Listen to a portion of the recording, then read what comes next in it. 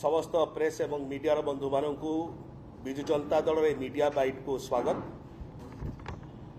विजु जनता दल मान्यवर सभापति श्री नवीन पट्टनायक निर्देश क्रमे विजु जनता दल नेता श्री कार्तिक पांड्यन महोदय दिल्ली गस्तर अछंती।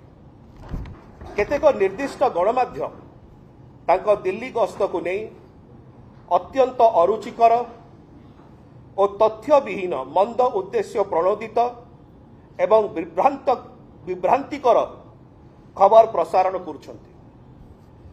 एही अरुचिकर और मंद उद्देश्य प्रणोदित खबर प्रसारण क्षांत रहिबाकू आमे संपृक्त गणमाध्यम को अनुरोध करुछु।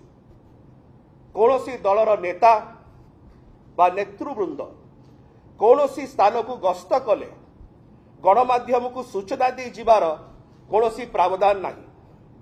तेणु दयाकरी संपृक्त गणमाध्यम एपरी खबर प्रसारण विरत रुहतु। धन्यवाद।